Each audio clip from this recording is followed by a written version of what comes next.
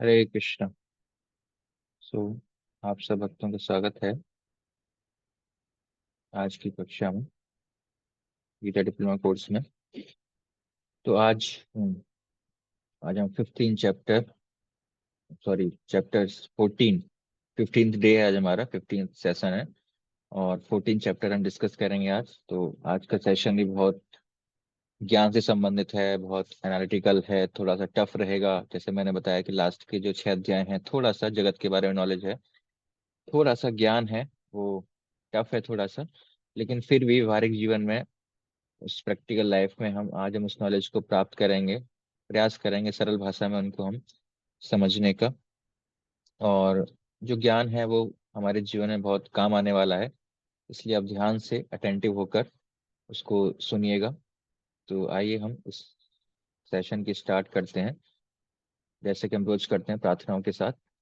ओम अज्ञानतिमिरान्धस्य ज्ञानञ्जनशलाकया चक्षुरुन्मीलितं येन तस्मै श्रीगुरवे नमः। श्रीचैतन्यमनोभीष्टं स्थापितं येन भूतले स्वयं रूपा कदा मह्यं ददाति स्वपदान्तिकं। वन्देऽहं श्रीगुरु श्रीयुतापदकमलं श्रीगुरून् वैष्णवांश्च। नमो विष्णुपादाय कृष्णविष्टाय भूतले श्रीमते भक्तिवेदान्त स्वामिन्निति नामिने।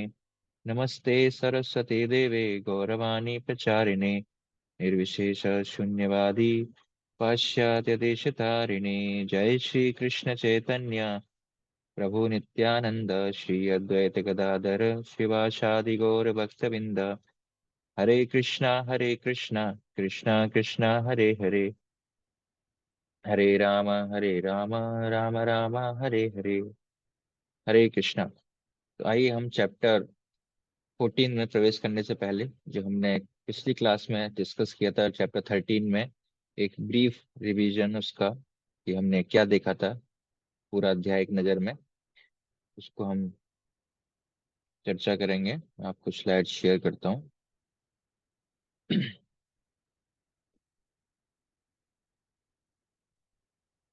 तो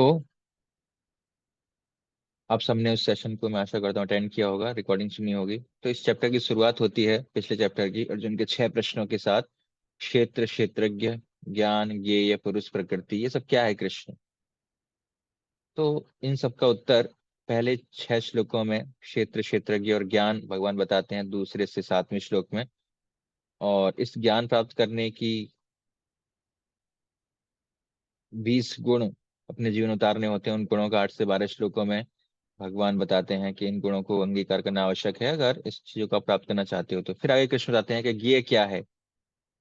ज्ञान तो है हमें बहुत सारा, लेकिन उसका ज्ञान द्वारा किसे प्राप्त करना है, किसे समझना है, उस विशेष श्लोक में 13 से 19 श्लोक में उन्होंने बताते हैं कृष्ण। और फिर 20 से 26 श्लोक में प्रकृति पुरुष तथा उनका मिलन, है ना, किस प्रकार प्रकृति पुरुष आपस में संबंधित हैं, उसके बारे में भगवान बताते हैं। और लास्ट में 27 से 35 श्लोक में जिनको ये ज्ञान मिल गया है, व्यक्ति समझ गया है संसार को, वो दूसरों को, वो स्वयं को, हर चीज को वो किस दृष्टि से देखता है, कौन सी आंखों से देखता है, ज्ञान की आंखों से देखता है, अर्थात ज्ञान में स्थित होकर देखता है, वास्तविकता में चीज को देख पाता है। तो हमने ये पिछले सत्र में हमने इसको जाना था। और अब आगे के चैप्टर में प्रवेश करने से पहले छोटा सा प्रश्न आपके सामने। तो प्रश्न क्या है, क्या आत्मा पदार्थों से बनी है जिससे शरीर बना है? बहुत सरल प्रश्न है। शरीर किन चीजों से बना है, हमने कल के सेशन में जाना था। शरीर 24 तत्वों से बना है, आपको याद होगा, है ना, लास्ट क्लास हमने डिस्कस किया था। तो क्या आत्मा भी उन्हीं पदार्थों से बनी है जिससे शरीर बना है, या आत्मा कुछ और पदार्थों से बनी है, या आत्मा पदार्थों से बनी ही नहीं है? तो क्या दोनों का जो एलिमेंट्स हैं वो एक ही हैं? उत्तर आया नहीं, एक नहीं है। तो ऐसे पदार्थों से आत्मा नहीं बनी, ऐसा बिल्कुल भी नहीं है। आत्मा और शरीर दोनों अलग अलग हैं, इतना तो हम गीता पढ़ के इतना समझ चुके हैं अभी तक, कि आत्मा और शरीर एक नहीं है, नहीं एक चीज से बनी है। तो पिछले चैप्टर में 3 चीजों को हमने जाना, अर्जुन के बेसिकली 3 प्रश्नों का उत्तर और हल मिला। आत्मा शरीर से अलग कैसे है, एक तो यह जाना, फिर यह जाना कि आत्मा शरीर से अलग है, वो शरीर के संपर्क में आ जाती है, शरीर से बिल्कुल अलग है। एक प्रकार से आत्मा शरीर से मिलती नहीं है, लेकिन किसी कारणवश वो संपर्क में आ जाती है। और तीसरा, एक बार संपर्क में नहीं आती, एक बार संपर्क में आने के बाद वो बार बार जन्म लेती है। तो ऐसा क्यों होता है? अर्जुन के ये तीन जो डाउट्स थे वो कृष्ण ने पिछले चैप्टर में सॉल्व किए। बेसिकली आत्मा जीव है जो शरीर के छिद्र में बंद सी हो गई है, उसको बंधन पड़ जाता है, मानो किसी प्रकार का कैद हो गई हो आत्मा, किसी प्रकार की जेल हो। तो इस प्रकार आत्मा की परिस्थिति हो जाती है जब वो आत्मा इस भौतिक संसार में आती है। तो कृष्ण कहते हैं ये सब किस कारण होता है? तीन गुणों के संग के कारण होता है। कृष्ण ने इन शब्दों का प्रयोग किया था, तीन गुण ऐसा कहा था, या गुणों के बारे में कहा था। तो ये जो आज का चैप्टर है, आज का जो अध्याय है, वो गुणों से संबंधित है। हम शुरू से इंट्रोडक्टरी सेशन में भी डिस्कस करते आए हैं कि हम एक ऐसे कैद खाने में हैं जिसकी दीवार हमको नहीं दिखती है, जिसकी जंजीरें हमको नहीं दिखती हैं, इत्यादि इत्यादि। कैद खाना कैसा है हमको नहीं दिखता है, कैसे बना है कैद खाना, है या नहीं है, अभी तक हमने जाना है। लेकिन वो क्या है, कैसे बना है, वो डिटेल में कृष्ण इस अध्याय में बताने वाले हैं। तीन गुण, वो कैद खाना है। इससे पहले बेसिकली जो शब्द है गुण, उसको थोड़ा हम एनालाइज करेंगे। गुण के अनेक अर्थ होते हैं। संस्कृत जिस प्रकार आपको पता है कि एक शब्द के अनेक अर्थ हो सकते हैं। एक अर्थ है क्वालिटी, गुण संपन्न, सर्वगुण संपन्न हम बोलते हैं ना, गुण, अच्छे गुण हैं। बट यहाँ पर गुण का अर्थ ये नहीं है। और ये शब्द इस गीता में पहले कौन से श्लोक में आ चुका है? बहुत सारे श्लोकों में इस गुणों के बारे में भगवान बता चुके हैं। 3.28, 3.29, 3.37, 4.13, 7.13, 7.14, 13वें अध्याय के 15 श्लोक में, 13वें अध्याय के 22 श्लोक में। इन 8 श्लोकों में ये गुण शब्द पहले हम पढ़ चुके हैं, भगवान यूज कर चुके हैं। और कृष्ण ने जहां जहां इन शब्दों को प्रयोग में लाया, वहां पर उसका एक अर्थ रहा है। पहले के ये 4 श्लोकों में कृष्ण ने इन शब्दों का प्रयोग किया ये बताने के लिए कि व्यक्ति जो भी कार्य करता है इस संसार में गुणों से प्रभावित होकर करता है।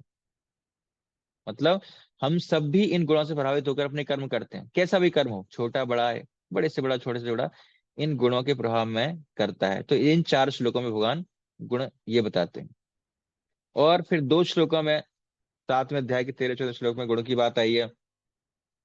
तो उसमें बताया गया है 7वें अध्याय में कि ये जो भौतिक प्रकृति है, उनकी माया शक्ति है, वो इन 3 गुणों से बनी है। और कितने गुण हैं? 3 गुण हैं। प्राइमरी गुण मुख्यतः 3 गुण हैं। तो हमें इतना इंफॉर्मेशन पहले के चैप्टर में मिल चुका है गुणों के बारे में। और फिर 13 अध्याय के 22वें श्लोक जो हमने कल देखा था, उसमें ये श्लोक आया था जिसको हम पढ़ेंगे आज। पुरुष प्रकृतिस्थो ही भुंक्ते प्रकृति जान गुणान, कारणम गुण संगोस्य सद असद योनि जन्मसु। इस प्रकार जीव प्रकृति के तीनों गुणों को भोग करता हुआ प्रकृति में ही जीवन बिताता है। यह उस प्रकृति के साथ उसकी संगति के कारण है। इस तरह उसे उत्तम तथा अधम योनियां मिलती रहती हैं। तो यहाँ पर एक शब्द आया जो मैंने अंडरलाइन किया हुआ है, गुण संगस्य। मतलब गुणों का संग करने के कारण व्यक्ति को बार बार जन्म लेना पड़ता है। तो ये गुण क्या है? बेसिकली ये गुण है जो बेड़ियां हैं, जो जंजीरें हैं, जो हमें बांध कर रखती हैं, जेल की सलाखें हैं, जिसके बीच हम बंधे हुए हैं, निकल नहीं पाते, बंधन में हैं, लेकिन ये दिखती नहीं है। तो ये अदृश्य है, बहुत सूक्ष्म है। जिस प्रकार इस अध्याय का नाम मैंने रखा है अदृश्य। तो अदृश्य है, दिखती नहीं है। क्यों? क्योंकि बहुत सूक्ष्म है। जैसे मान लो कोई व्यक्ति अपराध करता है, क्राइम करता है, तो उसको पुलिस लेकर जाती है, हथकड़ी लगा देती है, तो हथकड़ी दिखती है हमें कि, लेकिन ये गुण की हथकड़ी हमको नहीं दिखती है। हम बंधे हुए हैं, लेकिन फिर भी हमें पता नहीं है कि हम बंधे हुए हैं। अभी अलग अलग लोग अलग अलग प्रकार का क्राइम करते हैं, है ना। एक बार हम लोग एक डीसीपी से मिलने गए थे पुलिस स्टेशन में। पहली बार मैं स्टेशन गया था, तो कुछ काम था, कुछ इनवाइट करना था उनको। तो हमने देखा उनके ऑफिस में एक क्राइम चार्ट लगा हुआ है, जैसे कि इसमें हमने दिखाने का प्रयास किया स्लाइड में। तो वो ऐसा नहीं था, ब्लैक बोर्ड पर वहां पर लिखा हुआ था, व्हाइट बोर्ड पर। तो उसमें दिया था कि इस हफ्ते में, इस महीने में इतने सारे क्राइम्स हुए हैं। और कौन कौन से क्राइम्स में, बेसिकली सभी क्राइम एक प्रकार के नहीं होते हैं, है ना। आप जानते हो लोग अलग अलग प्रकार के क्राइम करते हैं, तो दंड एक प्रकार का मिलेगा उनको, सबके लिए सेम। चोरी करने वाला, डकैती करने वाला, मर्डर करने वाला, बलात्कार करने वाला, घर में जलाने वाला, बैंक से पैसे चुराने वाला, तो बहुत सारे क्राइम है, तो सबका दंड जो है क्या एक ही समान होता है? नहीं, बिल्कुल नहीं, अन्याय हो जाएगा, है ना। छोटा दंड, छोटी, अगर छोटा क्राइम किया है तो छोटा दंड मिलेगा, अगर बड़ा क्राइम किया है तो बड़ा दंड मिलेगा। तो एक जैसा दंड दोनों को नहीं मिलता, सही प्रकार का जो दंड है वो अलग अलग प्रकार का होता है। तो वो जो दंड है वो क्यों दिया जाता है? दंड इसलिए नहीं दिया जाता क्योंकि बेसिकली दंड देना व्यक्ति एक प्रकार से स्वभाव है, या फिर उसे अच्छा लगता है, उसका एक कारण है दंड दिया जाता है, नहीं। उस व्यक्ति को सुधारने के लिए दंड दिया जाता है। हम पहले भी इसको चर्चा कर चुके हैं, इसलिए हम डिटेल में नहीं जा रहे हैं। सुधारने के लिए, पर्पसफुली, तो उसको अलग अलग प्रकार के जेलों में डाला जाता है, करेक्ट, ताकि वो सुधर जाए, उसमें सुधार आए। तो पर्पस क्या है, उद्देश्य क्या है? सुधारना। इसलिए दंड दिया जाता है। दंड बदला लेने के लिए नहीं दिया जाता, बल्कि अपराध को कम करने के लिए और अपराधी को सुधारने के लिए दंड दिया जाता है। सुधार होने पर ना ना केवल अपराधी अपितु पूरे समाज का लाभ होता है। इसलिए हम सभी चाहते हैं कि कोई भी कुछ गलत कार्य करे तो उसे तुरंत दंड मिलना चाहिए। हम सब चाहते हैं, किसी ने बहुत गलत काम किया है तो उसे दंड मिलना ही चाहिए। तो वैसे जैसे उसको मिलना चाहिए, अगर हमसे गलती हो तो हमें भी मिलना चाहिए। ऐसा थोड़ी दूसरे को मिलना चाहिए, अगर हमने हमसे गलती हुई है तो हमको भी दंड मिलना चाहिए, हमें भी सुधारना चाहिए उस गलती को। तो इसमें हमारा भी लाभ है, और जो दूसरे लोग हैं उसमें उनका भी लाभ है। इससे क्या है, दोनों का लाभ होगा। अगर हम दंड भुगतेंगे या दंड दूसरे लोगों को देंगे तो पूरे समाज का इसमें लाभ होगा। तो बेसिकली ये जो गुण है वो हमें सुधारने के लिए, कैसे हमें क्या दंड दिया जाए, हमने क्या गलती की है, इस बात को हम पहले ही बता चुके हैं। और आज फिर से डिटेल में बताने का प्रयास करेंगे कि बेसिकली हम जो गलती करते हैं, जो अपराध करते हैं, वो इस प्रकार के। किसान को राजा ने खेत दे दिया था, अगर आपको याद होगा, हमने एक स्टोरी सुनाई थी कि किसान को राजा ने खेत दे दिया और कहा ये खेत मैं तुम्हें दूंगा, अच्छे से खेती करो, परिवार का पालन पोषण करो और मुझे टैक्स दो, कुछ कर, जो टैक्स के रूप में कुछ पैसा मुझे देना, ताकि हम राज कर सकें, अपने राज्य को फैला सकें, अपनी सीमा को सुरक्षित कर सकें, आपके लिए सुख सुविधाएं प्रदान कर सकें। लेकिन किसान क्या सोचता है कि नहीं, अब खेत मिल गया, अब सारी फसल मेरी है, और वो सबको ये भी कहता है कि खेत राजा का नहीं है, ये खेत मेरा ही है, ये मेरी प्रॉपर्टी है, मैंने मेहनत करता हूं, ये मेरा है सब कुछ। तो बेसिकली वो अपराध कर बैठता है। अपराध की भावना कैसे आई? सेल्फिशनेस, स्वार्थ, स्वार्थ से भावना आई। तो स्वार्थ क्या था कि सब कुछ मेरे लिए, वैसे ही संसार के लोगों के हृदय में स्वार्थ होता है। किसान ने सोचा सब कुछ मेरे लिए हो, उसी प्रकार हम सबके हृदय में भी स्वार्थ की भावना में सब कुछ किसका है? मेरा है। हर वस्तु किसके लिए? मेरे भोग के लिए। न वो इस चीज को मानते हैं कि बेसिकली हमें कुछ भगवान से मिला है, न वो इस चीज को मानते हैं कि वो भगवान को सेवा में लगाना चाहिए। सब किसके लिए? मेरे लिए। तो बस इस चीज को मानते हैं, सब मेरा है,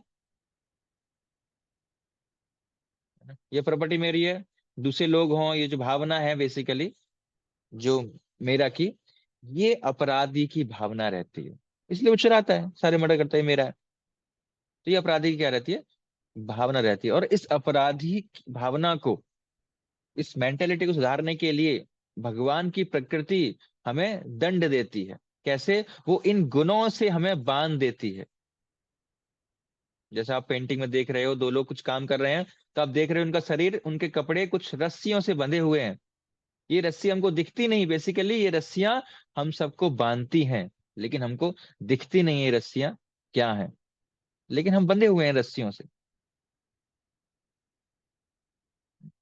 ये रस्सियां क्या है? अदृश्य रस्सियां हैं, इनको गुण कहते हैं। आप यहाँ पर पेंटिंग में तीन देवियों को देख रहे हो, करेक्ट। तो एक येलो साड़ी में है, एक रेड में, एक ब्लू में है। तो ये तीन देवियां कौन है? सिंपल सा प्रश्न है। ये तीन देवियां जिनके हाथ में ये रस्सियां हैं, जिनको वो कंट्रोल कर रही हैं, उन लोगों को कंट्रोल कर रही हैं, उस प्रकार हम सबको कंट्रोल कर रही हैं। तो ये तीन देवियां कौन है जो हम सबको कंट्रोल करती हैं? ये हैं तीन गुण। पीली सतोगुण, लाल रजोगुण और नीली में तमोगुण। तो भौतिक प्रकृति इन तीन शक्तियों से बनी है।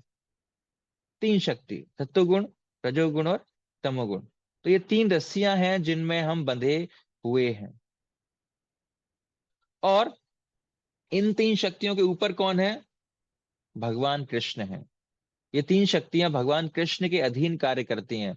हम गीता से ये सब ज्ञान प्राप्त करते हैं। कुछ लोगों को ऐसा लगता है कि गीता तो हमें, पढ़े लिखे लोगों को, सज्जनों को, इतने सफल लोगों को, बुद्धिमान लोगों को गीता गलत कह रही है, बुरा कह रही है। नहीं, ऐसा नहीं है। गीता हमें बुरा बिल्कुल भी नहीं बता रही है। गीता बस हमें यह बता रही है कि जीवन जीने की गलत शैली को अपनाने के कारण, जीवन को गलत तरीके से समझने के कारण, भगवान की और अपने मनोभाव को गलत बनाने के कारण हम जीवन में गलती कर बैठते हैं और उस कारण से हमारा स्वभाव बुरा हो जाता है। आत्मा बुरी बिल्कुल भी नहीं है, आत्मा तो शुद्ध है, पवित्र है। लेकिन बुरे संग के कारण उसमें बुरे गुण आ जाते हैं, यह स्वार्थ की भावना आ जाती है। तो भगवत गीता में मार्गदर्शन देती है कि कैसे हम उन बुराइयों को छोड़कर अच्छाइयों को पुनः जागृत करें। तो वो हमारे अंदर है, लेकिन उसे बाहर दोबारा निकालना है। बुराइयों की जो परत लग चुकी है हमारे अच्छाइयों के ऊपर, धूल जो है उसको मिटाना है, उसको उड़ा देना है, हटा देना है, साफ कर देना है। और अच्छाई फिर हृदय के अंदर अपने आप चमकने लगेगी, शाइनिंग आएगी। तो गीता उस सही जीवन शैली को सिखाना चाहती है। गीता का यही पर्पज है, इसलिए यह विषय है गीता में डिस्कस किया जा रहा है। तो पहले श्लोक को,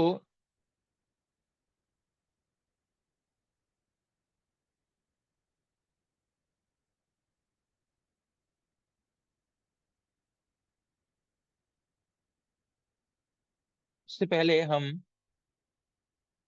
चर्चा करेंगे कि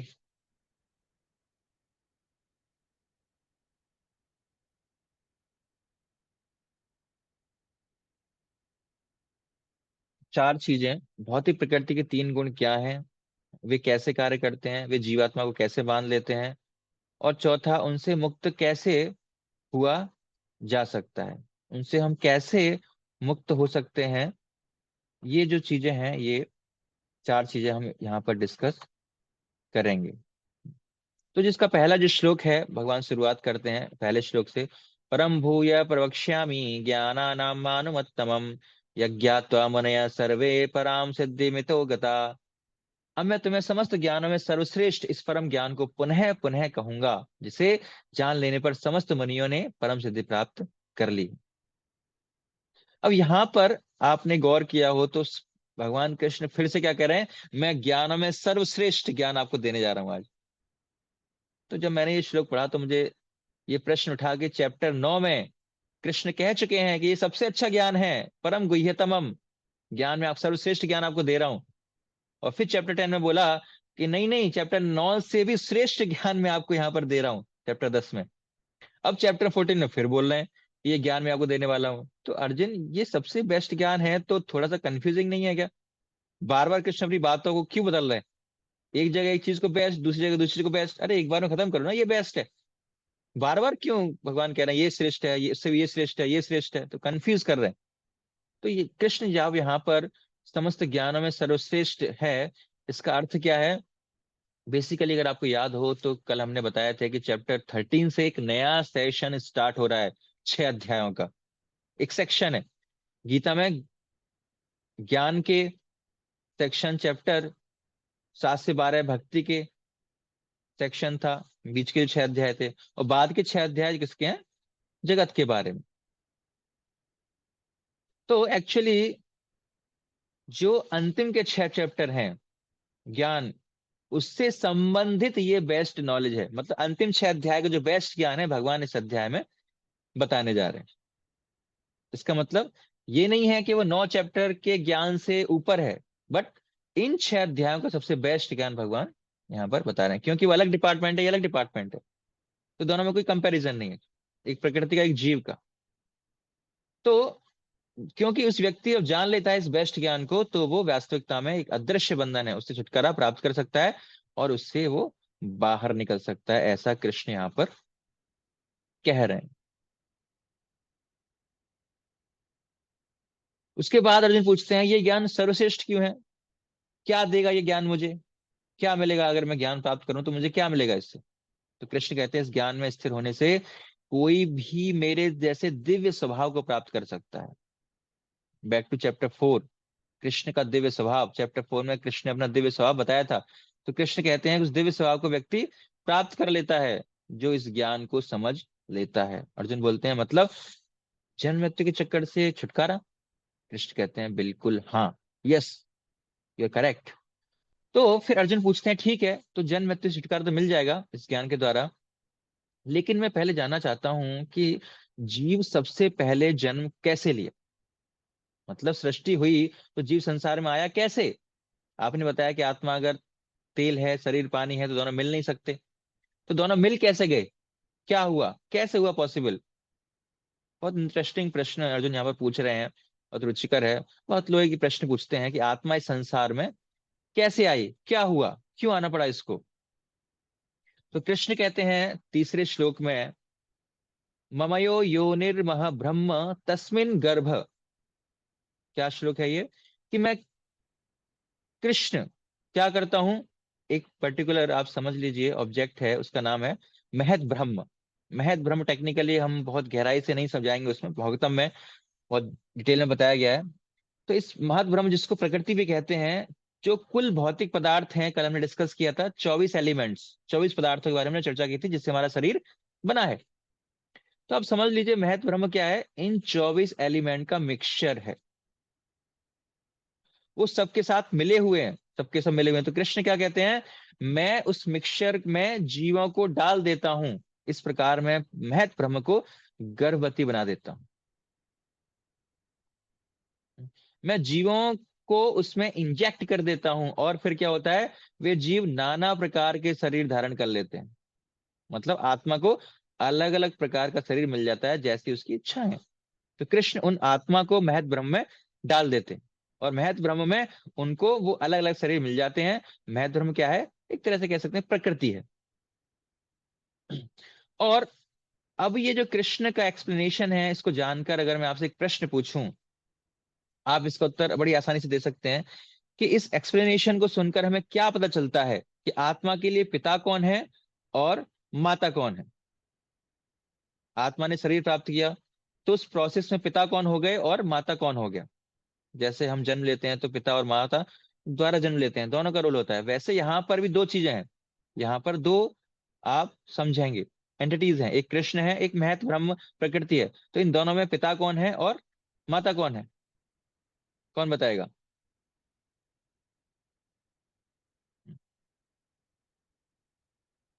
कृष्ण पिता है और माता प्रकृति है, बिल्कुल सही। तो कृष्ण पिता है और प्रकृति क्या है, प्रकृति माता है। कृष्ण जीव को प्रकृति में डालते हैं इसलिए पिता हो गए, और प्रकृति उनको शरीर प्रदान करती है इसलिए वो माता हो गई। इसी प्रकृति का नाम है बेसिकली दुर्गा। तो वो प्रकृति का नाम है दुर्गा, इसलिए दुर्गा देवी को जगदम्बा कहा जाता है या माता रानी कहा जाता है, माँ कहते हैं, क्योंकि वो हम सबको एक शरीर प्रदान करती है। लेकिन पिता कौन है, पिता कृष्ण है, प्रकृति है माता। God is the father, nature is the mother, इसलिए नेचर को मदर भी कहता है, मदर नेचर, क्योंकि नेचर ने हमको ये शरीर दिया।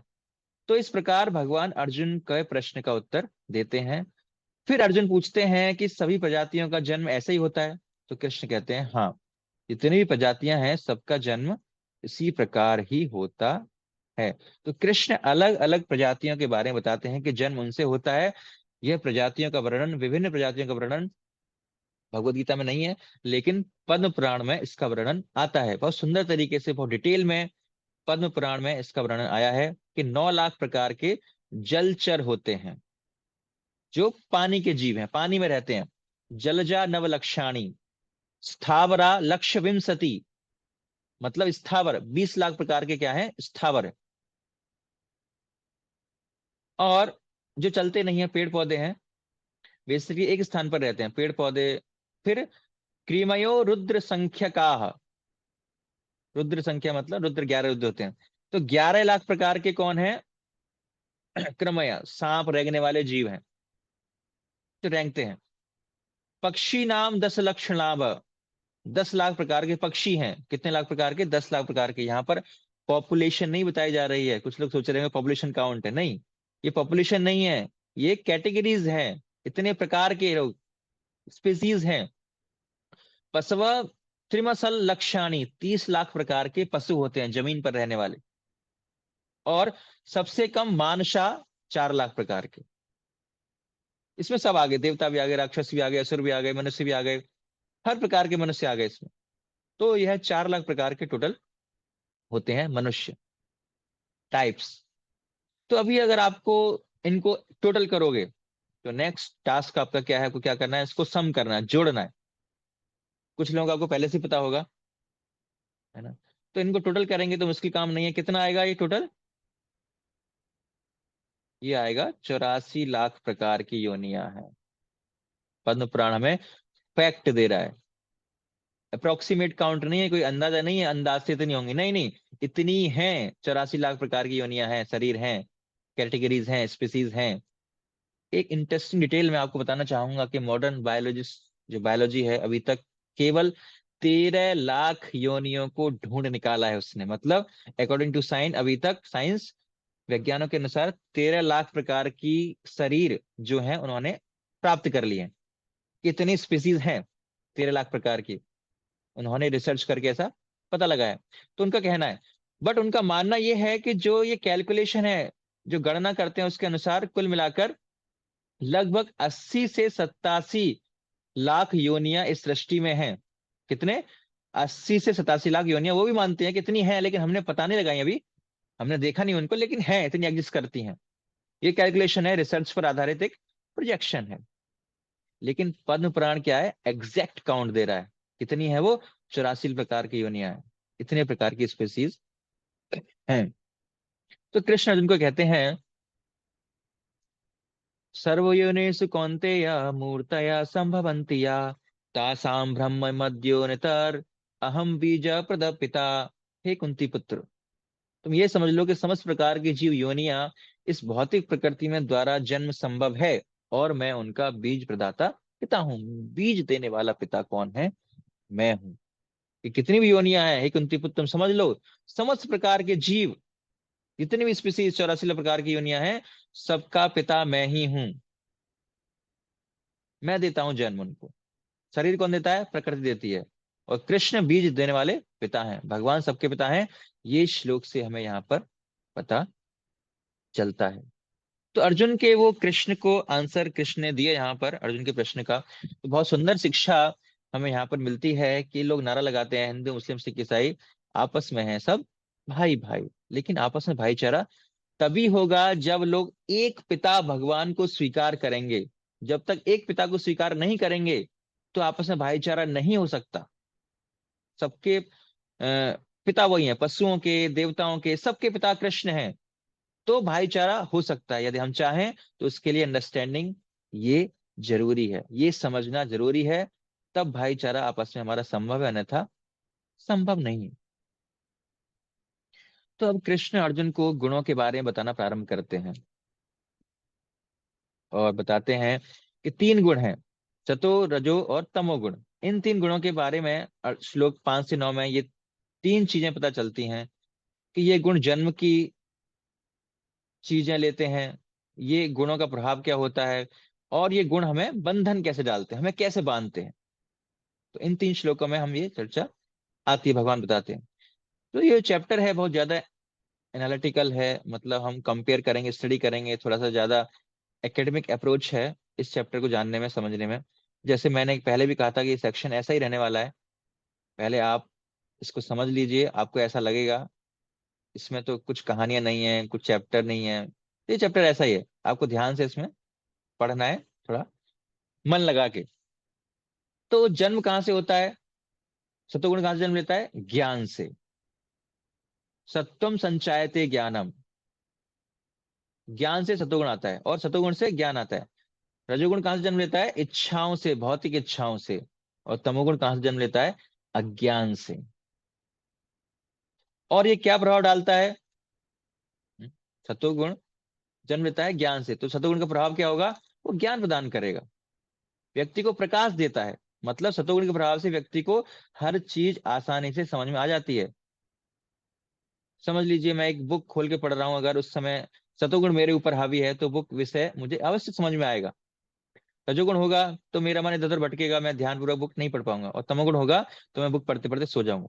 सिंपल एग्जांपल आपको बताने के लिए। तो सतोगुण क्या करता है? प्रकाश प्रदान करता है, क्षमता देता है समझने की, हर चीज को हम अच्छे से समझ पाते हैं, क्वालिटी देता है। रजोगुण क्या करता है? व्यक्ति के हृदय में बहुत सारी इच्छाएं पैदा करता है। मुझे ये चाहिए, मुझे वो चाहिए, मुझे ये गोल अचीव करना है, मुझे ये अचीवर्स मोड में डालता है हमको। पैशन है ना, बहुत ज्यादा एम्बिशियस हमको देता है। ये रजोगुण का प्रभाव है। तमोगुण क्या करता है? हमको भ्रम में डाल देता है, कंफ्यूज कर देता है, हम डिसीजन नहीं ले पाते, क्या सही है क्या गलत है, क्या करना है क्या नहीं करना।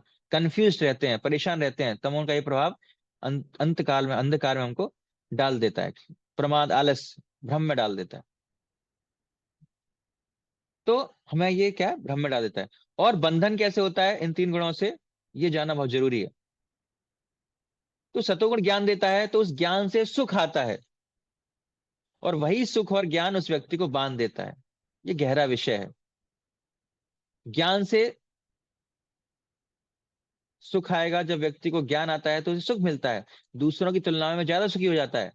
तो उसके मन में भावना आती है कि आई एम बेटर, मैं दूसरों से बेहतर हूं, मैं दूसरों से अच्छा हूं। इसी कारण वो घमंडी हो जाता है, उसका अहंकार बढ़ जाता है, और ये घमंड, ये अहंकार उसको वास्तविक जीवन से बांध देता है।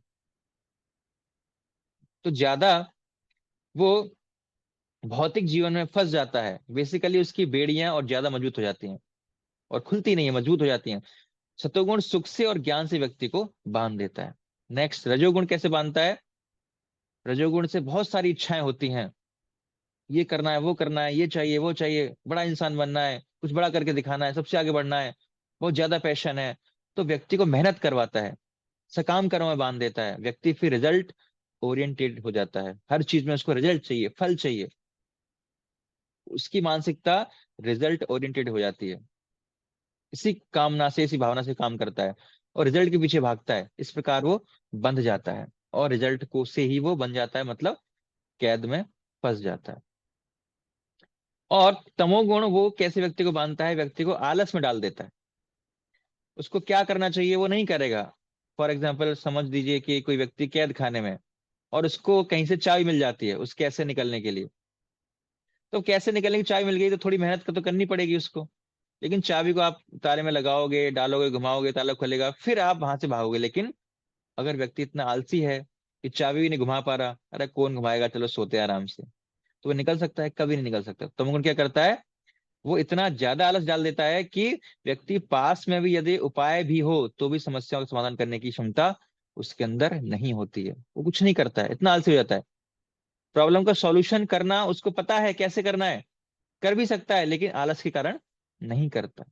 तो तमोगुण उसको आलसी बना देता है, इस प्रकार उसको मूर्ख बना देता है, प्रमाद, पागल कर देता है, बहुत ज्यादा निष्क्रिय बना देता है उसको, और वो लापरवाह हो जाता है जीवन में। तो इस प्रकार ये तीन गुण व्यक्ति के ऊपर प्रभाव डालते हैं। जन्म कहाँ से होता है, प्रभाव कहाँ से होता है, और बंधन किस प्रकार डालते हैं, ये हमने आज इन श्लोकों में चर्चा किया। 5 से 9 श्लोकों में कृष्ण ये बताते हैं। अब आगे बढ़ेंगे। तो अब एक कृष्ण आपको सभी के, आपके तीनों गुणों के बारे में जानना, बहुत थोड़ा जाना। हमने सब कुछ तो इस चैप्टर 9 में अभी डिस्कस नहीं किया है। तो अभी जो इन्फॉर्मेशन हमने कलेक्ट की है, एक प्रश्न का उत्तर आप बताइए। जो भी अभी तक हमने जाना गुणों के बारे में, इस बेसिस पर आपको एक प्रश्न का उत्तर देना है। जो आपकी स्क्रीन पर आपको दिख रहा है कि इन तीनों में कौन सबसे शुद्ध है, कौन सबसे बेटर है। बस जो अभी आपने जाना तीनों के बारे में, उसके बेसिस पे बताइए कि इन तीनों में बेटर कौन है। सतोगुण, रजोगुण और तमोगुण, कौन सबसे बेस्ट है। तीनों गुण मिलकर एक व्यक्ति कंट्रोल करते हैं, एक गुण नहीं है, तीनों गुण मिलकर कर रहे हैं। बेसिकली इन तीनों गुणों में कंपटीशन लगा रहता है। ये बहुत सुंदर पिक्चर आपको दिखाएगी। तीनों एक रस्सी को खींच रहे हैं, ऐसा बहुत दुर्लभ है। जनरली क्या होता है, दो रस्सियों को खींचा जाता है, यहाँ पर तीन रस्सियों को खींच रहे हैं। तो कभी सतोगुण बलवान होता है के कारण जीत जाता है, कभी कभी रजोगुण भी जीत जाता है, कभी कभी तमोगुण जीत जाता है। इस बार में तो आत्मा की हालत खराब होती है इससे। बीच में कौन है? आत्मा है। तो हालत किसी खराब हो रही है? आत्मा की खराब, वो फिस रहा है, तीनों उसको खींच रहे हैं। तो आप इमेजिन कर सकते हैं बेसिकली, अभी तो एक डायग्राम में आपको बताऊं कि आपसे पूछें कि वो आत्मा कहाँ है, जीव इस पर्दे में कहाँ है, ये तीनों गुणों के बीच में कंपटीशन चल रहा है, तो जीव कहाँ है? बीच में। तो यहाँ पर जीव आएगा, जीवात्मा बीच में है। तो आप इमेजिन कर सकते हैं, सोच सकते हैं कि व्यक्ति जो बीच में है इस प्रकार बंधा है, और तीन लोग उसको इस प्रकार खींच रहे हैं, तीनों दिशाओं में, एक इधर खींच रहा है, एक इधर खींच रहा है, एक उधर खींच रहा है, तो उसकी क्या हालत होगी? यहाँ परेशान हो जाएगा बेचारा बीच में। वैसे हमारी सिचुएशन है इस लाइफ में, संसार में, कभी इधर कभी उधर, कभी यहाँ कभी वहां, प्रॉब्लम्स लाइफ में आती हैं, हमको एक जगह से दूसरी जगह लेके जाती हैं, बेसिकली थ्रो करती रहती हैं हमको, बाउंस होते रहते हैं हम, इसलिए हम परेशान हो जाते हैं। ये तीन गुण बेसिकली हमारे साथ खेलते हैं, उनका कंपटीशन मैच होता है, और नुकसान और दुख पहुंचता है जीवात्मा को। जीवात्मा क्या रहती है? इससे दुखी रहती है। और फिर कृष्ण 11 से 13 श्लोक में बताते हैं कि ये तीन गुण बढ़ते हैं किस व्यक्ति में, तो उसका क्या प्रभाव होता है। जब सतोगुण किसी व्यक्ति के जीवन में बढ़ता है, तो क्या होता है? व्यक्ति अचानक से ज्ञान का अनुभव करता है, सब कुछ अच्छा लगेगा, उसको कार्य करने में आनंद आएगा, क्लैरिटी रहेगी। आपके साथ में अनुभव हुआ होगा कि कुछ दिन हमें अच्छा लगता है, आप सुबह उठ जाते हैं जल्दी, एकदम फ्रेश उठते हैं, उस दिन सब काम अच्छे, एकदम अच्छे से होता है, एकदम क्वालिटी रहती है, ये करना है, ये करना है। आपको जो टू डू लिस्ट है, 20 टास्क हैं, आप सब बहुत आसानी से कर लेते हैं, बिना किसी टेंशन के कर लेते हैं। तो कैसे समझना चाहिए हमें कि जब हमारा एक्सपीरियंस ऐसा होता है, तो समझो हम, हमारा जीवन सतोगुण में बंध गया है, कुछ मोमेंट्स के लिए, कुछ समय के लिए। और रजोगुण में बन जाएगा तो क्या होगा? हमारे हृदय में अचानक से लालच आ जाएगा, कोई भी चीज को बहुत ज्यादा मात्रा में प्राप्त करने का आसक्ति हो जाएगी, अटैचमेंट हो जाएगा लोगों से, वस्तुओं से, फिर हम रिजल्ट ओरिएंटेड वर्क करने लगेंगे। जो भी एक्टिविटी करेंगे उसमें यही सोचेंगे, मेरा क्या बेनिफिट है, रिलेशनशिप हो, जॉब हो, कुछ भी हो, हम क्या देखेंगे? What is in it for me, मेरे लिए क्या है उसमें। और व्यक्ति की इच्छाएं उसकी कंट्रोल से बाहर चली जाएंगी। व्यक्ति सोचेगा, और अपने मन में ऐसी इच्छाएं क्यों कर रहा है, अचानक से इतनी ज्यादा इच्छाएं क्यों आ रही हैं, और सबसे महत्वपूर्ण है, वो आवश्यकता से ज्यादा मेहनत करेगा, बहुत ज्यादा भागदौड़ करने लगेगा, जितना जरूरत है उससे ज्यादा। और इस प्रकार वो अपने आप को हानि पहुंचाता है, उसकी हेल्थ खराब होने लगती है, ओवर एंडेवर करने लगता है। तो ये सब कब होता है? जब रजोगुण बढ़ जाता है, तब ये सारी चीजें होती हैं। और तमोगुण जब बढ़ता है, तब व्यक्ति को ये सब अनुभव होता है, अंधकार मतलब कंफ्यूजन, लाइफ में क्लैरिटी नहीं है ना, किस दिशा में आगे बढ़ना है पता नहीं, क्या करूं क्या नहीं करूं, किसको कैसे जवाब दूं, इस प्रॉब्लम को कैसे सॉल्व करूं, नहीं, सब ब्लैंक दिखेगा, खाली दिमाग, कुछ समझ में नहीं आ रहा, नेगेटिव हो जाएगा, उसको कुछ करने की इच्छा ही नहीं करेगी, आलस इतना हो जाएगा, शरीर इतना भारी, मन इतना भारी कि उसको लगेगा कुछ नहीं करना है, इल्यूजन, भ्रम में चला जाएगा। और बहुत जल्दी क्या होगा? भ्रमित हो जाता है, मूर्खता से भर जाता है। जब इसका मन, मतलब वो समझ नहीं पाता कि सही क्या है, गलत क्या है, गलत को सही मान लेता है, उसको कर लेता है, समझ में नहीं आ रहा सही क्या है गलत क्या है, सही रिजल्ट नहीं मिलता उसको, लास्ट में वो केयरलेस हो जाता है, लापरवाही उसमें आ जाती है, इस अटेंशन को ध्यान भटकने लगता है बहुत ज्यादा।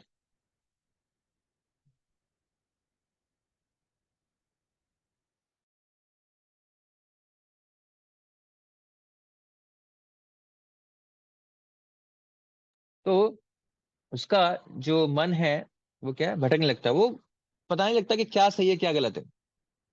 तो ये सब जो अनुभव लगता है, तो हमारा सोचना चाहिए कि तमोगुण जो है हमारे अंदर क्या हो रहा है? बढ़ रहा है। कितना सुंदर अध्याय है, कितना व्यवहारिक ज्ञान कृष्ण यहाँ पर दे रहे हैं, बेसिकली अपने आप को स्टडी करने के लिए। ये तीन गुण हमको डेली बेसिस पर इन्फ्लुएंस करते हैं, हमें प्रभावित करते हैं। तो अर्जुन को ऐसा लग रहा है कि मानो तीन ही हैं, उनमें से एक प्रोमिनेंट है, लेकिन कृष्ण कहते हैं अच्छा अर्जुन, ये तीनों मिक्सचर बनकर कार्य करते हैं। ऐसा नहीं है केवल सतोगुण होगा, सतोगुण का रजोगुण से मिक्सचर होगा, रजोगुण का तमोगुण से मिक्सचर होगा, तो किसी भी व्यक्ति में ऐसा कॉम्पोजिशन हो सकता है। 40% सतोगुण हो सकता है, 20% रजोगुण हो सकता है, 40% तमोगुण हो सकता है, किसी में भी ऐसा हो सकता है। 80% सतोगुण है, 10% रजोगुण है, 10% तमोगुण है। ऐसा भी हो सकता है 20% सतोगुण है, 40% रजोगुण है, 40% तमोगुण है। तो ऐसे कंपोजिशन हो सकता है, कितने परसेंट में भी सतोगुण होता है, कितने परसेंटेज में भी तमोगुण हो सकता है, कितने परसेंट में भी रजोगुण हो सकता है। वो मिक्सचर है हमारे जीवन में उसका। तो कृष्ण समझ आते हैं कि इनके कॉम्बिनेशन असंख्य हैं। जैसे कि आप कलर्स के बारे में जानते हो, प्राइमरी कलर्स कितने होते हैं? अगर आपने सुना होगा, 3 कलर प्राइमरी कलर होते हैं, RGB। अगर आपने साइंस पढ़ी है तो रेड, ग्रीन और ब्लू, 3 कलर क्या है? प्राइमरी कलर है। और इससे, इन तीनों की सहायता से हम लाखों प्रकार के कलर बना सकते हैं। कोई बताना चाहेगा कितने प्रकार के कलर बन सकते हैं? इन तीन के कॉम्बिनेशन से कितने प्रकार के कलर हम बना सकते हैं? कोई बताना चाहेगा?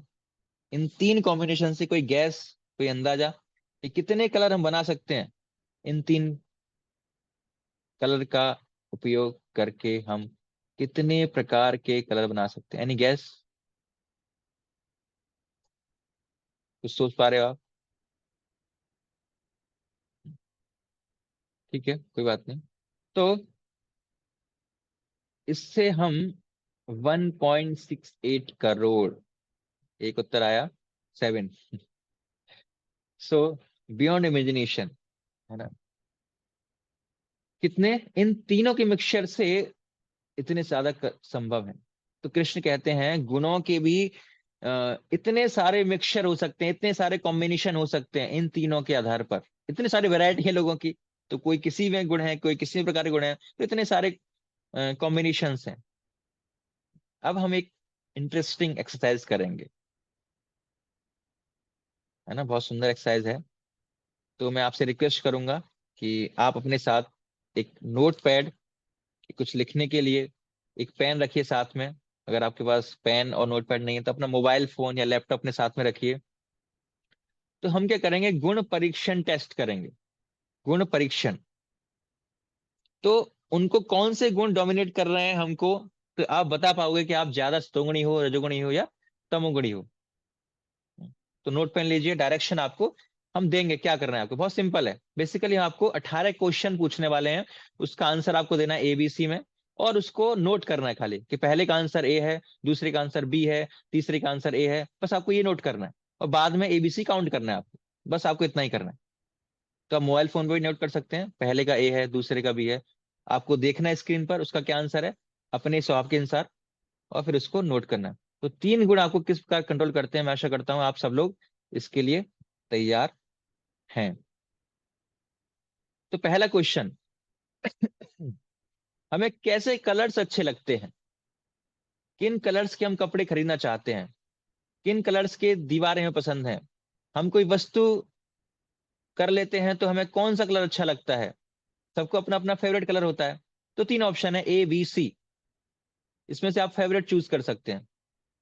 हल्के रंग अच्छे लगते हैं, मतलब सफेद, light blue, light green, pink. फिर दूसरा B ऑप्शन है, चमकीले रंग अच्छे लगते हैं, लाल, नारंगी, है ना, एकदम चमकीला, कलरफुल।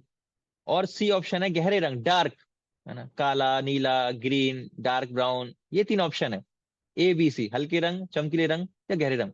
तो आपको लिखना है पहले के आगे जो भी आपका आंसर है, ABC जो भी आपको पसंद है उसको लिखना है। तो आपको जो अप्लाई करना है ये आपके लिए है, जो भी सही है वो आंसर आप लिख लीजिए। चैट बॉक्स पर लिखने की आवश्यकता नहीं है, अपने नोटबुक पर, अपने फोन पर लिख लीजिए पहले का। ठीक है। और दूसरा है, सुबह उठने का समय, कितने बजे आप सुबह उठते हो? पहला, 4 बजे से 6 बजे तक, A ऑप्शन। और दूसरा, 6 से 8 बजे तक। और तीसरा है, C ऑप्शन है, 8 बजे के बाद। कभी कभी एक्सेप्शन हो सकता है, कभी कभी हम कभी जल्दी उठ गए, कभी लेट हो गए, लेकिन रेगुलरली, जनरली हम किस टाइम उठते हैं वो आपको यहाँ पर नोट डाउन करना है, A B या C, दूसरे का। तो आपने नोट डाउन कर लिया होगा, जल्दी जल्दी करना है। तीसरा, तीसरा प्रश्न है, हम रात को सोते हैं, एक अमाउंट की स्लीप लेते हैं, नंबर ऑफ आवर्स स्लीप सोते हैं। तो उस स्लीप के बाद में, उतना सोने के बाद में हम फ्रेश अपने आप को अनुभव करते हैं कि हाँ, इतनी नींद मैंने पूरी कर लिया, मैं फ्रेश हूँ बिल्कुल। तो शरीर भी ताजा, मन भी ताजा, हम पूरे बिल्कुल अच्छे स्वभाव के रहते हैं। तो क्या कहेंगे जो उसके साथ, और खुश पूरे कार्य कर सकते हैं पूरे दिन, हम जोश में रहते हैं, करेक्ट। तो पर्याप्त नींद आपकी कितनी है? 6 घंटा है ऑप्शन ए।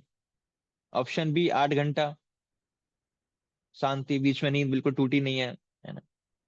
और तीसरा ऑप्शन है 10 घंटे से भी ज्यादा है, बहुत गहरी नींद है। तो तीसरा ऑप्शन है 10 घंटे से ज्यादा। तो कितना आप रात को अच्छे से सोते हैं, जिससे कि आपको लगता है कि हाँ मैं पूरा अच्छे से सो गया, मैं फ्रेश महसूस कर रहा हूं? तो कितने घंटे आप सोते हैं? ए बी सी, तीसरा। अब है चौथा, पुस्तक।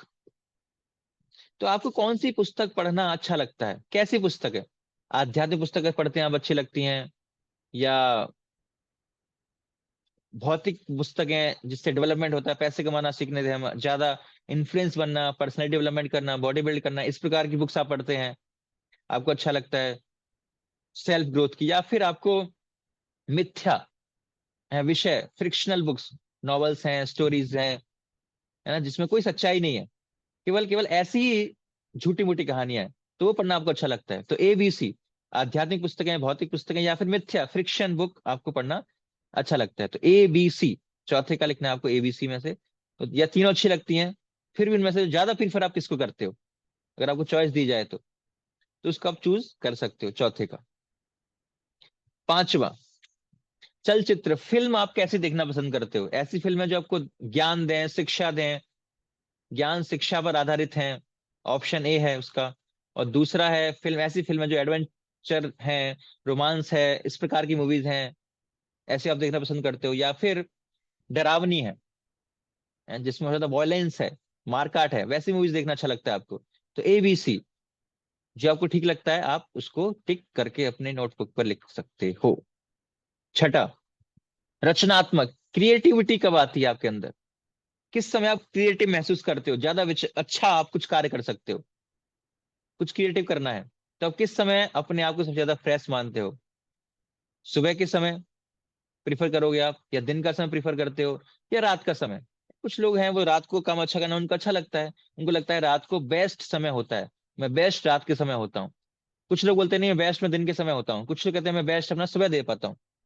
तो उठकर पढ़ाई करता हूँ, एक्सरसाइज करता हूँ, ध्यान ज्ञान देता हूँ, या फिर पेंटिंग करता हूँ, गाने गाता हूँ। तो जो भी हमें समय अच्छा लगता है, जब ज्यादा क्रिएटिविटी रहती है हमारे अंदर, ए बी सी, वो आप चूज कर सकते हैं। नेक्स्ट, बीमारी आने पर, रोग आने पर आप कैसे डील करते हो उससे? समझने का प्रयास करते हो, पहला ऑप्शन, आराम करते हो, आवश्यक होते दवाई लेते हो, ऑप्शन ए। या ऑप्शन बी है, आप लक्षणों को अनुभव करते हो कि बीमारी आई है, लेकिन आप उसको नेगलेक्ट कर देते हो, और फिर भी कड़ी मेहनत करते रहते हो, उस कारण से आपकी बीमारी बढ़ जाती है, आपकी प्रॉब्लम बढ़ जाती है। या फिर ऑप्शन सी, आपको पता ही नहीं चलता, बेसिकली शरीर में बीमारी भी आ गई, और फिर शरीर जब पूरी तरह से खराब हो जाता है तो आपकी हालत बहुत बिगड़ जाती है, तब आपको पता चलता है कि अच्छा मैं तो काफी दिन से बीमार था। तो रोग आने पर आप क्या रिएक्शन देते हो? ए बी सी, तो आप लिख सकते हैं। आठवां, संगीत, किस प्रकार का संगीत आप सुन सकते हो? ए ऑप्शन, शास्त्रीय सुखदायक संगीत सुनते हो। दूसरा, कामुक और आवेशपूर्ण आप संगीत सुनते हो। या फिर सी, उदास बहुत, रॉक म्यूजिक आप सुनते हो।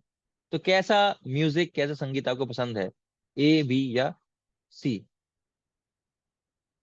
क्वेश्चन 9, सामान्य व्यवहार, आप जनरली व्यवहार कैसा रहता है आपका जब मिलते हो किसी लोगों से? तो पहला ए है, शांत, हंसमुख स्वभाव, स्थिर रहता है, ए ऑप्शन। दूसरा, मूडी, आसानी से गुस्सा आ जाता है और आसानी से चला भी जाता है, तो बी है। या सी, बहुत चिड़चिड़ा स्वभाव रहता है, सुस्त रहते हैं आप, इस प्रकार से मायूस रहते हैं। तो ए बी सी, कौन सा स्वभाव आपका रहता है? स्मरण शक्ति, कितनी स्मरण शक्ति रहती है आपकी? बहुत अच्छी है, आपको याद रहती है सारी चीजें, कल क्लास में क्या बताया सब कुछ याद है, ठीक ठाक है, एवरेज है? ठीक ठाक, बी ऑप्शन ठीक ठाक है, मतलब एवरेज, अच्छी नहीं है लेकिन हाँ ठीक ठाक है। या फिर सी, बहुत कमजोर है, बहुत जल्दी भूल जाते हैं, हमें अपने बारे में याद नहीं रहता चीजें की। तो इनमें से जो भी है आपके लिए, उसको आप नोट डाउन कर सकते हैं। 11वां, क्रोध।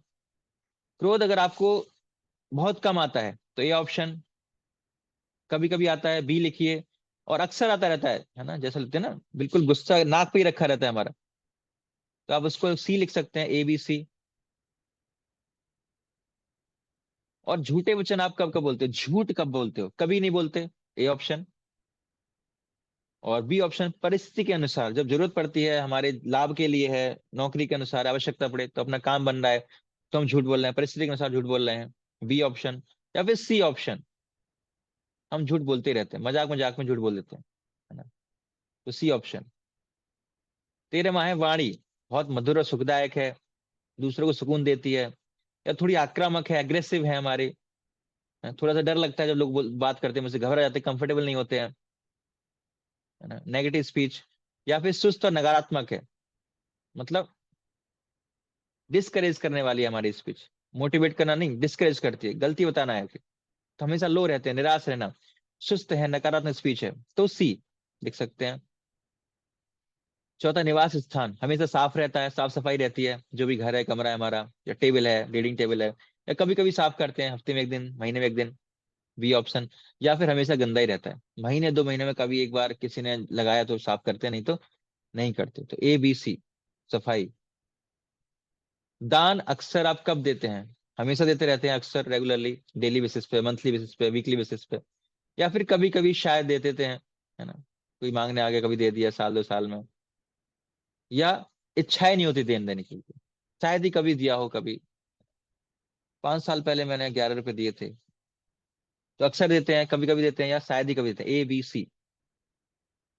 क्षमा करना, तो कोई किसी ने आपको बुरा कह दिया, किसी का झगड़ा हो गया, कोई मिसअंडरस्टैंडिंग हो गया, तो आप क्षमा व्यक्ति को आसानी से कर देते हैं, मतलब आपके लिए वो कोई बड़ी बात नहीं, ठीक है, गलती हो गई, माफ कर दिया, कोई दिक्कत नहीं। या थोड़े प्रयास के बाद, मेरा नुकसान है, थोड़ा सोचूंगा, है ना, और उसके बाद क्षमा करूंगा। तीसरा, आप कभी क्षमा नहीं करते, हमेशा कुड़ते रहते हैं, हमेशा वो चीज को मन में लेके रहते हैं कि तो ऐसा क्यों किया मेरे। तो ए बी सी, किस परिस्थिति में क्षमा करते हैं आप। 17वां, अपनापन, है ना, हम सबको अपनापन लगता है, मतलब आप किसी को हिट नहीं करते हैं, सबसे प्रेम करते हैं, सब भाई बहन है आपके, या फिर केवल जो हमारे परिवार हैं, मित्र हैं, वही हमें अपने लगते हैं, या फिर कोई नहीं लगता वो भी बेकार लगते हैं, तो ए बी सी। और लास्ट, कठिनाइयों के समय आपका क्या रिएक्शन होता है।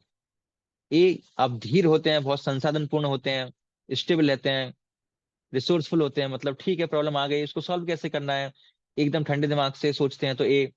या तुरंत घबरा जाते हैं, विचलित हो जाते हैं, तनाव में आ जाते हैं, पसीना आ जाता है, कैसे सॉल्व करेंगे, कैसे करेंगे, क्या होगा, तो बी। सी, मतलब दोषारोपण, मतलब प्रॉब्लम आई, उसकी व्यक्ति की प्रॉब्लम आई है, वो सॉल्व करेगा, ब्लेम करते हैं हम दूसरों को, तुम्हारे कारण है, तुम सॉल्व करो, तुम अच्छे से काम नहीं करते हो, मेरी तो कोई गलती है ही नहीं, तुम दोषी हो, तो दोष आरोपण स्टार्ट कर देते हैं, तो इस स्थिति को कोसने लगते हैं। तो कठिनाइयों के समय का रिएक्शन आता है ए बी सी। तो इस तरह 18 क्वेश्चन पूरे होते हैं। तो इनके प्रश्न के उत्तर आपको चैट बॉक्स पे नहीं देने थे, आपको लिखने हैं, आपको ये अपनी नोटबुक पे लिखने हैं। और बेसिकली काउंट कीजिए, आपको अगर आपने जो उत्तर लिखे हैं इसमें काउंट कीजिए, आपके ए कितने आ रहे हैं, बी कितने आ रहे हैं, और सी कितने आ रहे हैं। आपको चैट बॉक्स पे लिखने की आवश्यकता नहीं है, आप अपने इस पर लिख सकते हो। तो अब काउंट कीजिए, आपके ए कितने आए हैं, बी कितने आए हैं, और सी कितने आए हैं। धीरे धीरे करके आप काउंट कर सकते हैं, इतना कठिन काम नहीं है ये। तो बेसिकली जब आप काउंट करेंगे, तो ये ऑप्शन क्या है, जो ए ऑप्शन है वो सतोगुण का है, जो बी ऑप्शन है वो रजोगुण का है, और जो सी ऑप्शन है वो तमोगुण का है।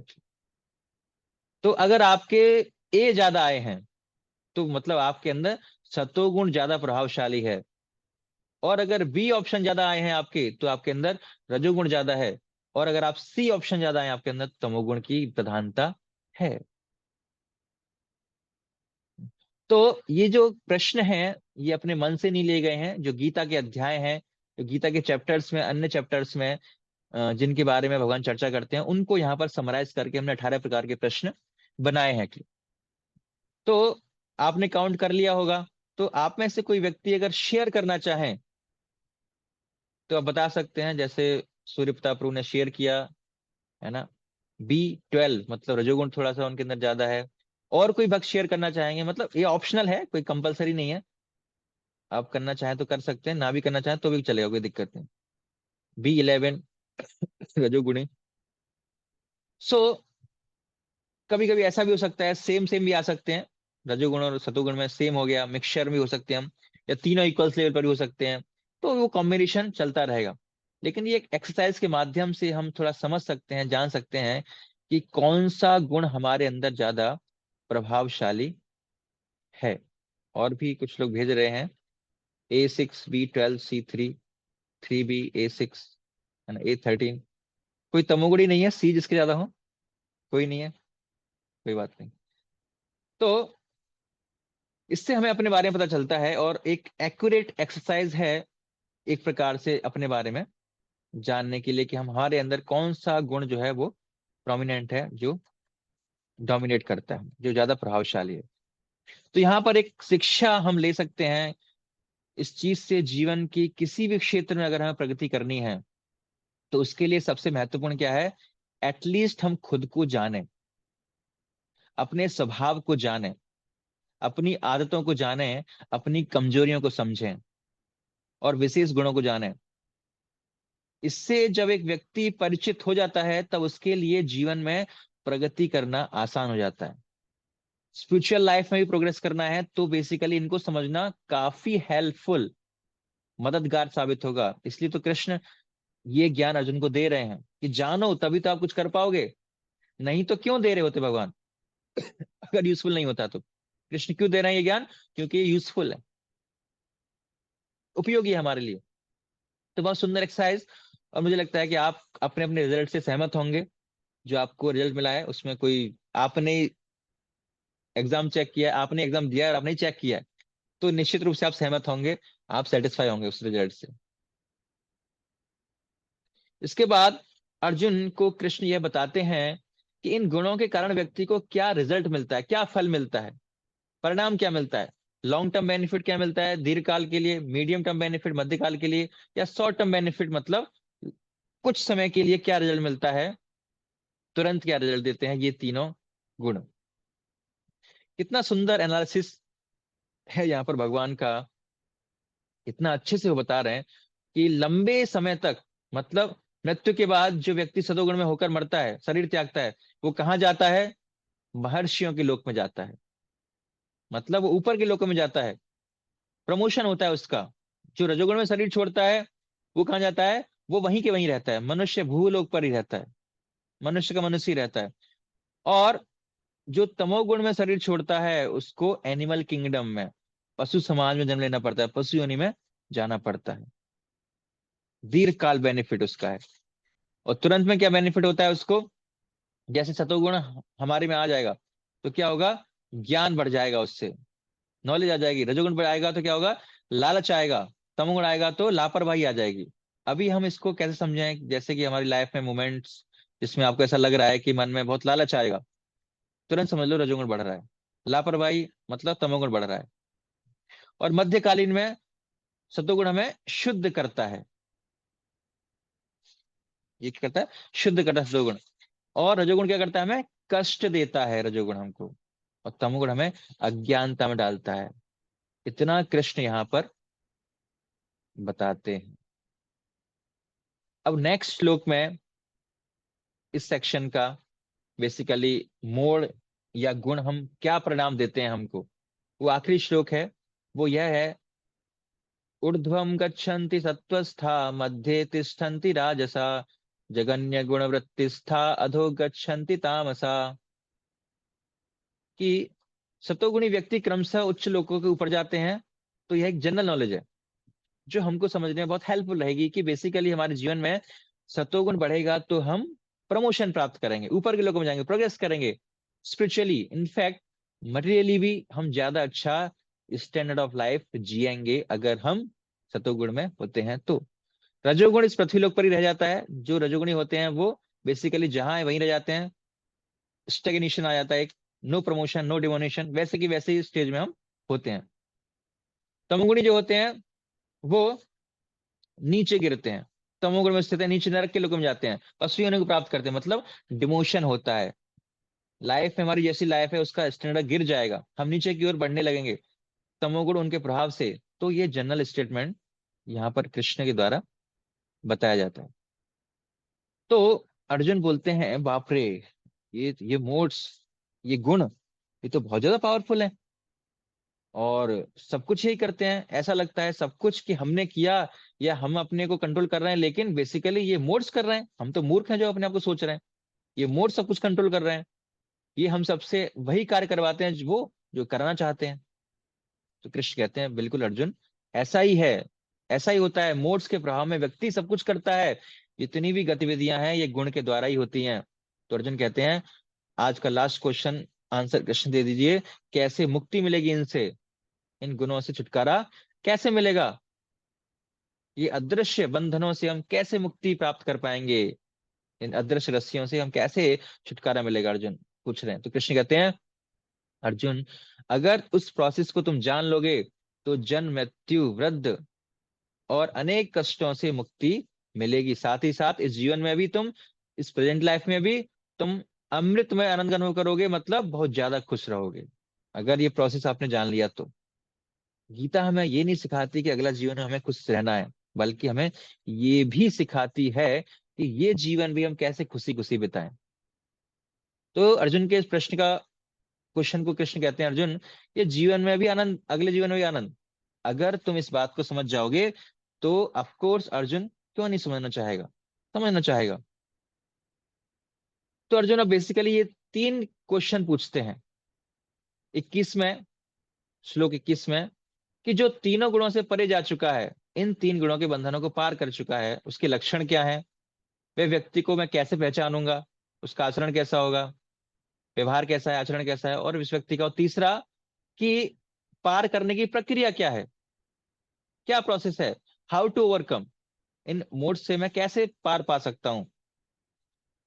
आप में से जिन्होंने कहा अपनी लाइफ में बीर प्रोमिनेंट है, मतलब रजोगुणी प्रोमिनेंट है, तो अवश्य आप शायद चाहेंगे कि हम कैसे सतोगुण की तरफ जाएं और आगे बढ़ें। तो कैसे सतोगुण को पार कर चले जाएं, तो हम सतोगुण में भी हैं, वो भी चाहते हैं कि हम सतोगुण से भी ऊपर कैसे उठें। तो अर्जुन वही पूछ रहे हैं यहाँ पर कि इन गुणों के प्रभाव से हम कैसे ऊपर जा सकते हैं। और इन तीन प्रश्नों का उत्तर कृष्ण देते हैं, लक्षण बताते हैं 22 श्लोक में, उनका आचरण जो है 23 से 25 श्लोक में बताते हैं, और पार करने की प्रक्रिया जो है वो 26वें श्लोक में भगवान कृष्ण जो है अर्जुन को बताते हैं। तो ये 26वां श्लोक इस प्रकार है कि माम च यो व्यभिचारेण भक्ति योगेन सेवते स गुणान् समतीत्य तान् ब्रह्म भूयाय कल्पते। जो समस्त परिस्थितियों में अविचलित भाव से पूर्ण भक्ति में प्रवृत्त होता है, वह तुरंत ही प्रकृति गुणों को लांग जाता है और इस प्रकार ब्रह्म के स्तर तक पहुंच जाता है। तो कृष्ण कहते हैं जो हर सिचुएशन में लाइफ की क्या करता है, व्यक्ति क्या करता है, भक्ति करता है, इन गुणों को लांग सकता है। जो भक्ति करता है वो इन गुणों को लांग जाता है और इसको ओवर, मतलब ओवर क्रॉस कर देता है, अंत में वो ब्रह्म के स्थिति तक पहुंच जाता है। तो ब्रह्म क्या है, ये बड़ा आपके लिए नया नहीं होगा, क्योंकि हमने चैप्टर 12 में, यदि आपको याद होगा, तो हमने डिस्कस किया था ब्रह्म परमात्मा भगवान, तीनों शब्द जो हमने इसको जाना था। तो जो ब्रह्म है वो तीन गुणों से परे है, बेसिकली स्पिरिचुअल है, आध्यात्मिक है, आध्यात्मिक जगत है। ब्रह्म तमोगुण रजोगुण सतोगुण, तमोगुण से ऊपर रजोगुण, रजोगुण से ऊपर सतोगुण, और इन तीनों गुणों से ऊपर क्या होता है, वो आध्यात्मिक ब्रह्म है। तो इसके ऊपर जब व्यक्ति चला जाता है ब्रह्म अवस्था में, तो उसको कहते हैं स्पिरिचुअल लाइफ, आध्यात्मिकता। तो ये कृष्ण अर्जुन को यहाँ पर कहते हैं कि अगर आपको तीनों गुणों से ऊपर जाना है तो क्या करना पड़ेगा, भक्ति करनी पड़ेगी। योग विचारेण भक्ति योगेन सेवते, अविचलित भाव से निरंतर बिना किसी झिझक के, बिना किसी रोक टोक के भक्ति करनी पड़ेगी अनन्य भाव से, तब आप जा सकते हो। तो अर्जुन का फिर एक छोटा सा डाउट लास्ट में रहता है कि कृष्ण मुझे ब्रह्म में इंटरेस्ट नहीं है, मुझे तो आप में इंटरेस्ट है, मुझे तो आप में रुचि है। तो भक्ति से तो व्यक्ति आपको प्राप्त करता है, ब्रह्म को नहीं, ऐसा आपने पहले कहा था। लेकिन आप इस 26वें श्लोक में कह रहे हैं कि आपकी भक्ति करेगा तो ब्रह्म को प्राप्त करेगा। तो ये थोड़ा सा डाउट है, ये क्या कह रहे हैं आप। तो कृष्ण कहते हैं अर्जुन, छोटी सी बात है, बहुत साधारण सी बात है। एक्चुअली ब्रह्म मुझसे ही तो आता है, मैं उस ब्रह्म का या निराकार ब्रह्म का आश्रय हूं। जो ब्रह्म है, जिसे ब्रह्म ज्योति कहते हैं, हम ब्रह्म की बात नहीं कर रहे हैं, ब्रह्म की बात कर रहे हैं जो वो ब्रह्म है, वो ब्रह्म ज्योति भी कहता है। भगवान कृष्ण के शरीर से निकलती है वो दिव्य कांति जो है, भगवान के दिव्य शरीर से निकलता है वो प्रकाश, जिसको हम ब्रह्म ज्योति कहते हैं। तो भगवान कृष्ण का जो शरीर है वो नीले रंग का है, आपको पता होगा, जैसे उनका रंग है, उससे जो प्रकाश निकलता है वो उनका जो ऑरा है ना, भगवान का भी एक ऑरा होता है, दिव्य तेज। तो ये स्पिरिचुअल आध्यात्मिक ऑरा है, और उस ऑरा को, उस प्रकाश को ब्रह्म ज्योति कहते हैं। वो उनका दिव्य शरीर से निकलने वाली दिव्य कांति प्रकाश है। तो कृष्ण कहते हैं उस ज्योति का आश्रय मैं हूं, वो मुझसे आती है, आई एम द सोर्स, मैं उसका कारण हूं। तो बेसिकली भक्ति करने वाले व्यक्ति उस ज्योति के राज्य में प्रवेश करके कृष्ण को प्राप्त करता है, ऐसा अर्जुन का डाउट यहाँ पर कृष्ण पूरा करते हैं। तो इस प्रकार ये अध्याय यहाँ पर पूरा होता है। और ये चैप्टर जगत से संबंधित है, इसका विषय है जेल की सलाखें। कल हमने डिस्कस किया था कि ये संसार जगत एक जेल के समान है, और उसमें साक्षी कौन है, परमात्मा है। आज हमने डिस्कस किया सलाखें क्या है, त्रिगुण है, त्रियोग है, त्रिगुण। तो नाम क्या है इस चैप्टर का, गुण त्रय विभाग योग, है ना, कि गुणों के 3 विभागों द्वारा योग, भगवान से जुड़ना, भगवान को, मुक्ति को प्राप्त करना, योग को प्राप्त करना। गुण त्रय 3 प्रकार के गुण होते हैं, उनके अंतर को समझना ये चैप्टर का विषय है। ये चैप्टर भी किसके बारे में, जगत के बारे में। तो ये आज हमने जाना। तो प्रमुख शिक्षाएं यहां से हम ले सकते हैं, 5 प्रमुख शिक्षाएं। पहला, गुणों के संग से ही हम जैसे हैं वैसे बने हैं। हमें जानना चाहिए कि जो संग है बहुत महत्वपूर्ण है। संग हमें बनाता है, और संग ही हमें बिगाड़ता भी है, तोड़ता भी है। जैसा हम संग करेंगे वैसे हम बन जाएंगे। अगर अभी कोई सतोगुण में है तो उसने सतोगुण का संग किया है, कोई रजोगुण में है तो उसने रजोगुण का संग किया है, कोई तमोगुण में है तो उसने तमोगुण का संग किया है। इसलिए वैसे स्वभाव उसका है, जैसा हम संग करेंगे वैसे हम बन जाएंगे। तो जो सतोगुणी बनना चाहता है उसको सतोगुण का संग करना चाहिए, और जो सतोगुण से ऊपर उठना चाहता है, सतोगुण से ऊपर, गुणातीत, तो उसका संग करना चाहिए जो गुणातीत है, जो 3 गुणों से ऊपर है। सिंपल साइंस है, सिंपल फॉर्मूला है, जैसा संग करेंगे वैसा हम बनते जाएंगे। नेक्स्ट लेवल, नेक्स्ट सेशन है, लेसन हम यहाँ से शिक्षा ले सकते हैं कि घमंड से व्यक्ति नीचे गिर जाता है। देखिए, सतोगुण से घमंड आता है, लेकिन सिंपल सी बात है कि लोगों को घमंड किसी भी चीज का भी हो सकता है, भौतिक चीज का भी और स्पिरिचुअल आध्यात्मिक चीज का भी घमंड हो जाता है। मुझे इतना ज्ञान है, मैं गीता इतना पढ़ चुका हूँ, मुझे गीता इतना समझ में आ रहा है। कि आप में से कुछ लोग जो क्विज सॉल्व करते हैं, कभी कभी हमारे अंदर घमंड आ सकता है कि मैं क्विज में इतने मार्क्स ला रहा हूँ, हमेशा से ज्यादा स्कोर करता हूँ। तो घमंड किसी चीज का भी हो सकता है, चाहे वो मटेरियल हो चाहे स्पिरिचुअल हो। तो व्यक्ति क्या होता है, गिरता है, ऊपर नहीं उठता। इसलिए हमें घमंड से बचना चाहिए। सही चीजों का घमंड हो सकता है, ऐसा नहीं कि और गलत चीजों का घमंड होता है। तो इस चैप्टर से हमने जाना कि ज्ञान से भी घमंड हो सकता है, सुख से भी घमंड हो सकता है, तो व्यक्ति उसे फिर गिरने लगता है, वही उसकी लाइफ में ऑब्स्टिकल बन जाता है। तो हमें बचना चाहिए इससे। और तीसरा, नीचे गिरना ही इस संसार का नियम। कैसे, कि अगर हम कुछ नहीं करेंगे तो तमोगुण हमें नीचे खिसकाएगा, नीचे खींचेगा। तो बेसिकली अगर अब लाइफ में जिस अवस्था में अभी हैं, हमें अपने आप को मेंटेन करके रखना है, तो हमें एफर्ट्स डालने पड़ेंगे। और अगर प्रमोशन चाहिए तो हमें ग्रो करना है, तो भी हमें ज्यादा एफर्ट्स डालने होंगे। और अगर हम कुछ एफर्ट्स नहीं डालेंगे तो ना प्रमोशन मिलेगा, ना जहां पर है उस सिचुएशन को मेंटेन कर पाएंगे, बल्कि क्या होगा, हम नीचे की तरफ गिरेंगे। इसलिए यह बहुत महत्वपूर्ण प्रिंसिपल है लाइफ का, जो हमें समझना चाहिए। इवन टू मेंटेन सक्सेस, है ना, जो सफलता हमने प्राप्त किया है, इस चीज को भी प्राप्त किया है, उसको मेंटेन करने के लिए हमें क्या करना है, एफर्ट्स डालने हैं, कुछ कार्य करना है। एक सिंपल सा एग्जांपल लूंगा यहाँ पर। जैसे कि व्यक्ति ने गीता के 10 श्लोक याद किए, तो वो श्लोक याद रखने के लिए भी एफर्ट्स डालने पड़ेंगे। लेकिन अब सोचे कि एक बार याद हो चुके, अब मैं हमेशा याद रख पाऊंगा, भूलूंगा नहीं, तो ऐसा नहीं है। उसको हमेशा याद रखने के लिए भी एफर्ट्स डालने होंगे। मतलब उस पोजीशन में मेंटेन करने के लिए अपने आप को कि हमेशा 10 श्लोक मुझे याद रहें, उसके लिए भी हमें एफर्ट्स प्रयास करना पड़ेगा। उसके लिए रेगुलर प्रैक्टिस करते रहना होगा। अगर वो प्रैक्टिस करना छोड़ दिया तो हम भूलने लगेंगे, मतलब नीचे की ओर जाने लग जाएंगे। स्मृति जो शक्ति है, स्मरण शक्ति नीचे जाने लगेगी। तो नीचे गिरना इस संसार का स्वभाव है। जैसे कि हम ग्रेविटेशनल लॉस हम सब जानते हैं, हर वस्तु क्या है, नीचे जाती है, गिरावट आती है। तो चैप्टर 11 में हमने ये सीखा था कि उसको उसकी पोजीशन में बनाए रखने के लिए या उसको ग्रो करने के लिए हमें क्या करना पड़ता है, एफर्ट्स डालने पड़ते हैं। एफर्ट्स डालेंगे तो हम आगे बढ़ते रहेंगे। मतलब सतोगुण में रहने के लिए एफर्ट डालने पड़ेंगे, रजोगुण में भी रहने के लिए एफर्ट डालने पड़ेंगे। मतलब अगर हमें रजोगुण में ही रहना है, मनुष्य जीवन ही रहना है, तो भी एफर्ट्स चाहिए हमको मेंटेन करने के लिए। नहीं तो हम क्या होगा, नीचे हम तमोगुण में, नीचे के लोकों में चलते चले जाएंगे। चौथा शिक्षा हम ले सकते हैं कि आध्यात्मिक उड़ान से पहले सत्व। अगर कोई चाहता है कि आध्यात्मिक उन्नति करे तो प्रयास करना चाहिए कि वो तमोगुण और रजोगुण को क्रॉस करके सतोगुण पर आए। ये सतोगुण एयरपोर्ट के समान है। एयरपोर्ट में नहीं पहुंचेंगे तो हवाई जहाज में कैसे बैठेंगे? हवाई जहाज में नहीं बैठेंगे तो हवाई जहाज से व्यक्ति जो बैठकर उड़ान लेता है, वैसा अनुभव हमारा कैसा होगा, कब प्राप्त कर पाएंगे? तो आध्यात्मिक जीवन को जीना मतलब भौतिक जीवन से उड़ान लेना, ऊपर की ओर उड़ना।